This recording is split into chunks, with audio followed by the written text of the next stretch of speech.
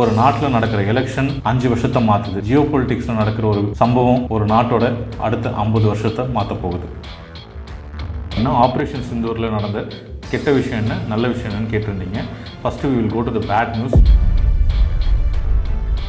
And இந்த operation Sindoor முடிஞ்ச கையோட 23,700 கோடி, அதாவது டாலர்ஸை சொல்லலாம் $2.8 பில்லியன் வெப்பன்ஸ் டீல் நம்ம மற்ற நாடுகளோட சைன் பண்ணியிருக்கோம். நிறைய நாடுகளுக்கு அவங்களுக்கான ஏஜென்சிஸ் இருக்குது. இப்போ இந்தியாவை எடுத்துக்கிட்டிங்கன்னா RNAW ரிசர்ச் அனாலிசிஸ் விங், பாகிஸ்தானுக்கு ISI, சைனாக்கு MSS, ரஷ்யாவுக்கு முன்னாடி KGB, இஸ்ரேலுக்கு பார்த்தீங்கன்னா மொசாத், அண்ட் யூஎஸோட ஃபாரின் கலெக்ஷன் விங்கான CIA அண்ட் இன்டர்னல் கனெக்ஷன் விங்கான FBI, அண்ட் யூகேலுக்கு பார்த்தீங்கன்னா MI5 அண்ட் MI6 இருக்காங்க. அந்த மாதிரி welcome to Venus Media. So இன்னைக்கு ஜியோ பொலிட்டிக்கல் சம்மந்தப்பட்ட விஷயங்களை பற்றி தான் பேச போகிறோம். ஸோ ஜியோ பொலிட்டிக்கல் சம்மந்தப்பட்ட விஷயங்களை நம்மளுக்கு எக்ஸ்பிளைன் பண்ண நம்மளுடைய பாட்காஸ்ட்க்கு வந்திருக்கிறாரு geopolitical expert Harish Venkatesh. So அவர் நம்ம வெல்கம் பண்ணுவோம். வணக்கம் சார். வணக்கம் சதீஷ். ஜியோ பொலிட்டிக்ஸ் பற்றி பேசுகிறதுக்கு என்னை அழைச்சதுக்கு ரொம்ப நன்றி. வீனஸ் மீடியா நேயர்களுக்கு வணக்கம். இன்றைக்கி இருக்கக்கூடிய சூழ்நிலையில் நிறைய பேர் தமிழ்நாட்டில் என்ன நடக்குது, சென்னையில் நடக்குது அப்படின்னு சொல்லிட்டு அந்த விஷயங்களை பார்க்குறாங்களே தவிர ஜியோ பொலிட்டிக்கல், அதாவது வேர்ல்டு அளவில் என்னென்ன நடக்குது, இப்போ அமெரிக்காவில் என்ன நடக்குது, பாகிஸ்தானில் என்ன இஷ்யூ போகுது, இந்த மாதிரி இருக்கக்கூடிய எந்த இஷ்யூவுமே கவனிக்க மாட்டாங்களே. ஜியோ பொலிட்டிக்கல் விஷயம் எந்த அளவுக்கு இம்பார்ட்டன்ட் அப்படின்றத பொதுமக்களுக்கு உங்களுடைய பார்வையில் நீங்கள் சொல்ல முடியுமா? ரொம்ப அருமையான கேள்வி கேட்டிருந்தீங்க. ஜியோ பொலிட்டிக்ஸ் ஏன் இம்பார்ட்டன்ட், எஸ்பெஷலி தமிழ்நாட்டில் இருக்க ஒருத்தருக்கு ஏன் இம்பார்ட்டன்ட் கேட்டிருந்தீங்க. ஜியோ பொலிட்டிக்ஸ்ன்றது மேப்ஸோ மிசைல்ஸோ தூரமான ஒரு கண்ட்ரியில் நடக்கிற வாரோ கான்ஃப்ளிக்டோ கிடையாது. ஜியோ பொலிட்டிக்ஸ் தான் நம்மளோட ஒவ்வொரு நாள் பைக்கில் போடுற பெட்ரோலோட விலையை நிர்ணயிக்குது. நம்ம சாப்பாடு பொருட்கள் எங்கேருந்து வருது, அது எவ்வளோ விலைக்கு நம்ம கிடைக்குதுன்றதை நிர்ணயிக்குது. அது மட்டும் இல்லாமல் நம்ம பார்க்குற வேலையோட சேஃப்டி அண்ட் இந்த நாட்டோட ருப்பியோட மதிப்பு, இது எல்லாத்தையுமே டிசைட் பண்ணுறது ஜியோ பொலிட்டிக்ஸ் தான். உங்களுக்கு சிம்பிளாக புரிகிற மாதிரி சொல்லணும்னா ஒரு எக்ஸாம்பிள் சொல்லணும்.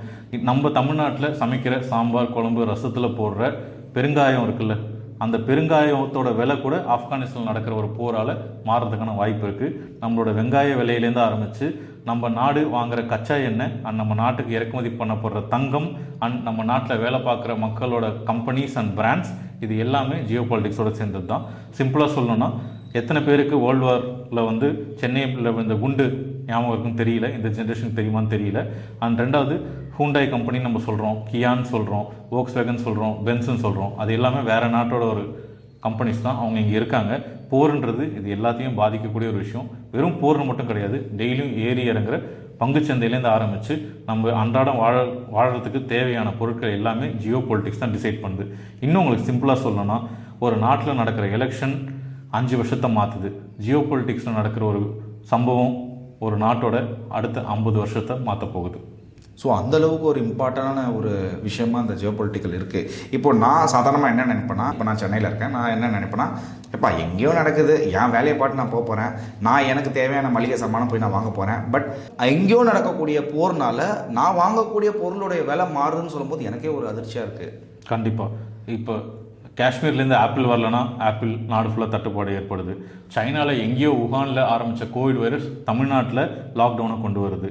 அண்ட் அதுக்கு வேக்சின் எப்போ கண்டுபிடிப்பாங்க, எந்த நாடு கண்டுபிடிப்போம், நம்மளே 2019 2020 உட்காந்துட்டு தான் இருந்தோம். இது எல்லாத்துக்குள்ளேயும் ஜியோ பொலிட்டிக்ஸ் இருக்குது. ஜியோ பொலிட்டிக்ஸ்ன்ற இழை இல்லாமல் உலக வரைபடம் மேப் அப்படின்ற கேன்வாஸ் கிடையாது. நீங்கள் ஒரு ஜென்ரல் ஃபேமிலி ஆடியன்ஸாக இருந்தாலோ, இல்லை நார்மலாக வேலைக்கு போயிட்டு 9 to 5 வர ஒரு பர்சனாக இருந்தாலும் சரி, புதுசாக ஒரு தொழில் தொடங்கணும்னு நினைக்கிற ஒரு இளம் வயது மனிதராக இருந்தாலும் சரி, நீங்கள் கண்டிப்பாக ஜியோ பொலிட்டிக்ஸை உற்று நோக்கணும்.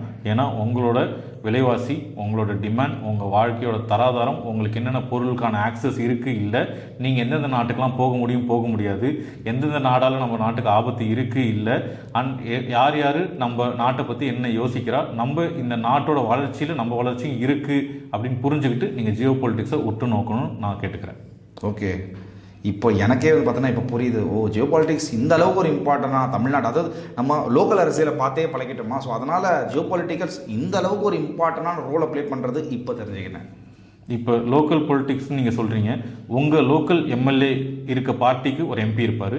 அந்த எம்பி பார்லிமெண்ட்டில் இருப்பார். ஆனால் அந்த பார்லிமெண்ட்டில் தான் சட்டம் ஏற்றுவாங்க, எந்த நாட்டை எந்த மிசைல் போட்டு என்ன ஆப்ரேஷன் பண்ணி நம்ம பதிலடி கொடுக்கணும்னு. நம்ம நினைக்கிறோம் நமக்கும் ஆப்ரேஷன் சிந்தூருக்கும் ரொம்ப தூரம்னு. ஆனால் நம்ம தமிழ்நாட்டை சேர்ந்த ஒருத்தர் ஆப்ரேஷன் சிந்தூரில் அடிபட்டப்போ தமிழ்நாடே கொதிச்சு இருந்துச்சு. இந்தியாவில் 26 அப்பாவி உயிர்கள் போனப்போ நம்மளுக்கு honourable prime minister Modi operation Sindoor அறிவித்தார்.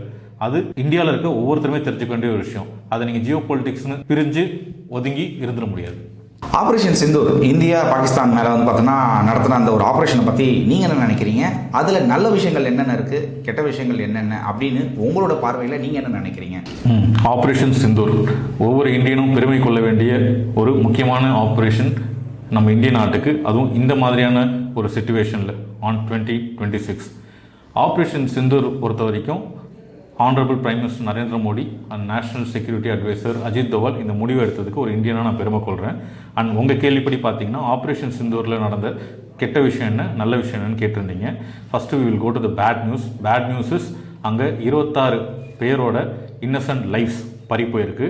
அண்ட் நம்ம தமிழ்நாட்டை சேர்ந்த 31 வயசான பரமேஸ்வரன் அப்படின்ற ஒரு இஎன்டி சர்ஜனும் அதில் வந்து ரொம்ப பலத்த காயங்கள் பட்டு எய்ம்ஸ் மருத்துவமனையில் டெல்லியில் சிகிச்சை பெற்றிருக்காரு. அவர் நல்லபடியாக வரத்துக்கு என்னுடைய ப்ரேயர்ஸ் அண்ட் வாழ்த்துக்கள்.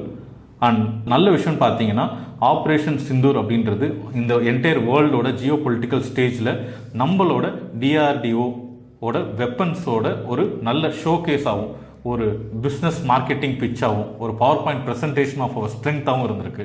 இதனால் என்ன ஆயிருக்குன்னா ஆப்ரேஷன் சிந்தூர் முடிஞ்ச கையோட நம்ம நாட்டுக்கு நிறைய நாடுகள்லேருந்து வெப்பன்ஸ் வேணும், இந்தியன் வெப்பன்ஸ் தான் ஸ்ட்ராங், இந்தியன் வெப்பன்ஸ் தான் best. Actually US and China provide பண்ணியிருந்த அவங்களோட ஃபைட்டர் ஜெட்களை அடித்து வீழ்த்துற அளவுக்கும் அவங்களோட பேஸ்களை சுக்குநூறாக்குற அளவுக்கும் நம்மளோட இந்தியன் வெப்பன்ஸ் வந்து ரொம்ப எஃபிகசியாக வேலை பார்த்துருக்கு, ரொம்ப எஃபெக்டிவாக இருந்திருக்கு, ரொம்ப ஸ்ட்ராங்காக இருந்திருக்குன்றத உலக நாடுகள் வந்து பார்த்து தெரிஞ்சிருக்காங்க. அண்ட் இந்த ஆப்ரேஷன் சிந்தூர் முடிஞ்ச கையோட அவங்க நமக்கு 23,700 கோடி, அதாவது டாலர்ஸை சொல்லலாம் $2.8 பில்லியன் வெப்பன்ஸ் டீல் நம்ம வந்து மற்ற நாடுகளோட சைன் பண்ணியிருக்கோம். நம்ம இவ்வளோ அமௌண்ட்டுக்கான வெப்பன்ஸ் வந்து மற்ற நாடுகளுக்கு விற்கிறோம். இதை வாங்குறதுல யார் யாரெல்லாம் இருக்காருன்னு பார்த்தீங்கன்னா இந்தோனேஷியா, மலேசியா, மிடில் ஈஸ்ட்டை சேர்ந்த கண்ட்ரிஸ், ஈஜிப்ட் இருக்காங்க. இது வந்து இந்தியாவுக்கு ரொம்ப பெருமையான விஷயம், இது ரொம்ப நல்ல விஷயம். அண்ட் இந்த $2.8 பில்லியன் டிஃபென்ஸ் பட்ஜெட்டை வந்து வலுப்படுத்துறதுக்கும் நம்ம இன்னும் டெக்னாலஜிக்கல் அட்வான்ஸ்டான வெப்பன்ஸை வந்து ரிசர்ச் பண்ணி கண்டுபிடிச்சி இன்னோவேட் பண்ணுறதுக்கும் ரொம்ப ஹெல்ப்ஃபுல்லாக இருக்கும். இதை கேட்குறப்ப ஆஸ் எ இந்தியனா எனக்கு ரொம்ப சந்தோஷமாகவும் ப்ரௌடாகவும் இருக்குது. ஓகே, அப்போ ஆப்ரேஷன் சிந்தூர் பல இழப்புகள் நேர்ந்தாலும் இந்தியன் எக்கானமியை வலுப்படுத்தக்கூடிய, முக்கியமாக நம்ம நாட்டினுடைய இந்தியன் ஆர்மியை வலுப்படுத்தக்கூடிய மற்ற நாடுகள்லேருந்து நம்மளுடைய வெப்பன்ஸை வாங்குற அளவுக்கு ஒரு பெருமைக்குரிய விஷயமா மாற்றுறது இந்த ஆப்ரேஷன் சிந்தூர். கண்டிப்பாக தான். நம்ம ரொம்ப வருஷமாகவே, அதாவது ஆப்ரேஷன் போக்ரானில் வந்து நம்ம அணு ஆயுதம் டெஸ்ட் பண்ணதுலேருந்து ஆரம்பித்து இப்போ வரைக்கும் நம்ம எப்போவுமே டிஆர்டிஓ, அதாவது டிஃபென்ஸ் ரிசர்ச் டெவலப்மெண்ட் ஆர்கனைசேஷன், இன்னோவேட்டிவான வெப்பன்ஸை ரொம்ப கம்மியான விலைக்கு இந்தியன் ஆர்மிக்காக தயாரித்து கொடுத்துட்டே தான் வந்துட்டு இருக்காங்க. அண்ட் ஏபிஜே அப்துல் கலாம் பற்றி எல்லாருக்கும் தெரியும், missile man of India. And அப்போலேருந்து ஆரம்பித்து நம்மளோட ஃபஸ்ட்டு மிசைல் ஒரு சைக்கிளில் எடுத்துகிட்டு வந்து லான்ச் பண்ணாங்க விண்வெளிக்கு போகிறதுக்கு. இந்தியன்ஸ் வந்து எப்போவுமே ரொம்ப கம்மியான காசில் வேல்யூ இம்பார்ட்டண்ட்டாக விஷயங்களை செய்து காட்டுறவங்க, சாதிச்சு காட்டுறவங்க.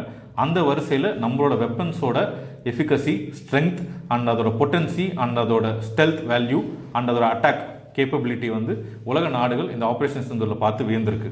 அதனால் நம்ம வந்து $2.8 பில்லியன் அக்ரிமெண்ட்ஸ் வந்து நம்மளுக்கு கிடச்சிருக்கு. இப்போ இந்த ஆப்ரேஷன்ஸ் அதெல்லாம் பற்றி சொல்லியிருந்தோம். இதில் NSA, national security adviser Ajit Doval எந்த அளவுக்கு இந்தியன் கவர்மெண்ட்டுக்கு கிடைச்ச பெரிய சொத்து அப்படின்றது நிறைய பேருக்கு தெரியாது. அதை இப்போ பார்க்கக்கூடிய நம்மளுடைய மக்களுக்கு புரிகிற வகையில் உங்களால் சொல்ல முடியுமா? NSA சீஃப், அதாவது நேஷ்னல் செக்யூரிட்டி அட்வைசர் அஜித் தோவாலை பற்றி பேசுகிறதுக்கு தனி பாட்காஸ்ட்டே வேணும் சதீஷ். இருந்தாலும் நான் சின்னதாக சொல்கிறேன். இந்தியாவிலேருந்து ஒரு ஸ்பையாக போய் பாகிஸ்தானில் 7 வருஷம் யாருக்கும் தெரியாமல் இருந்து பாகிஸ்தான் அணு உலை ஆராய்ச்சி பண்ணுறதை இந்தியாவுக்கு முன்கூட்டியே தெரிவித்தவர் நம்ம அஜித் தோவால். அங்கே அவர் இருந்து 7 வருஷத்தில் அவர் டெவலப் பண்ண நெட்வொர்க் ஆகட்டும், அங்கே அவருக்கு கிடைச்ச அண்டர்ஸ்டாண்டிங் ஆகட்டும், அவர் இன்னி வரைக்கும் இந்தியாவுக்கு ஒரு மிகப்பெரிய சொத்தாக இருந்துட்டு வர்றாரு. கவர்மெண்ட் எம்ப்ளாயீஸ்க்குலாம் ஐ திங்க் அரௌண்ட் ஒரு 50-60 இயர்ஸ்க்குள்ளே ரிட்டையர்மெண்ட் ஆயிரும். இன்றைக்கி அவருக்கு வயசு 80. ஆனாலும் இன்றைக்கும் நாட்டுக்காக உழைச்சிக்கிட்டு இருக்காரு. ஓகே, ஸோ அதில் வந்து பார்த்தோன்னா முக்கியமாக அவருடைய பார்கெனிங் ஸ்கில்ஸை வந்து பார்த்தோன்னா அடிச்சிக்கவும் முடியாது அப்படின்னு சொல்லிட்டு நிறைய பேர் சொல்கிறத நான் கேள்விப்பட்டிருந்தேன். Is it true? எஸ். அதாவது IC-814 கந்தாஹார் ஹைஜாக்கிங்கில் கூட ஃபஸ்ட்டு இனிஷியலி அவங்க வச்ச ரிக்வஸ்ட் வந்து பார்த்தீங்கன்னா 36 டெரரிஸ்ட் ரிலீஸ் பண்ணுங்க அப்படின்னு. ஆனால் ஒரு 3 நாளில் இவர் பயங்கரமாக நெகோஷியேட் பண்ணி வெறும் 3 டெரரிஸ்ட்டு கொண்டு வந்து விட்டுருக்காரு. இது மட்டும் இல்லாமல் 15க்கும் மேற்பட்ட இந்த டெரரிஸ்ட் சிச்சுவேஷன்ஸில் ரொம்ப லாபகரமாக இந்தியாவுக்கு பெனிஃபிஷியலாக அவர் நெகோசியேஷன்ஸை நடத்தி இந்தியாவை எப்பயுமே ஸ்ட்ராங்காக வச்சுருக்காரு. இந்தியா இந்த மாதிரி இருக்கிறதுக்கு கண்டிப்பாக வந்து பார்த்தோன்னா இனிமேலும் நம்மளுக்கு ஒரு என்எஸ்ஏவான அஜித் தோவால் தேவைப்படும். அஜித் தோவால் இல்லாமல் இந்தியாவில் எதுவுமே நடக்காது. இந்தியா உலக நாடுகளில் இவ்வளோ சேஃபாகவும் அமெரிக்காவோட ட்ராமாக்கள்லேருந்து சைனாவோட விஷமான டெக்னிக்ஸ்லேருந்து இந்தியா தப்பிக்கிறதுக்கான முக்கியமான காரணம் நம்மளோட NSA chief mister Ajit Doval. Last என்னுடைய லாஸ்ட் கொஸ்டின், அஜித் தோவால் இப்போ இருக்காரு, அவருடைய வயசு 80ன்னு சொல்லிட்டு இப்போ நீங்கள் சொன்னீங்க. இப்போது அஜித் தோவால் அதுக்கப்புறம் பார்த்தோன்னா ரிட்டையர்மெண்ட் ஆகலாம். இன்னொரு அஜித் தோவால் நம்மளுக்கு இதுக்கப்புறம் கிடைப்பாங்களா? கண்டிப்பாக கிடைப்பாங்க.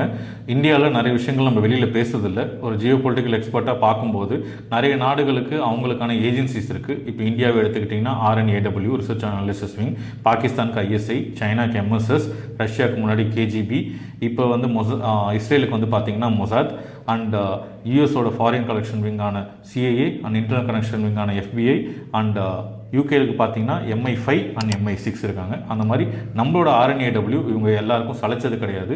இன்னுமே நம்ம நாட்டோட ஸ்பைஸ் வேர்ல்டு ஃபுல்லாக இருக்காங்க. அண்ட் அதை நம்மளால் வெளியில் பேச முடியாட்டாலும் but I am very sure to say that India is ahead of everybody in this espionage game and we will always have a upper hand in upcoming years. Thank you sir. Thank you for your podcast.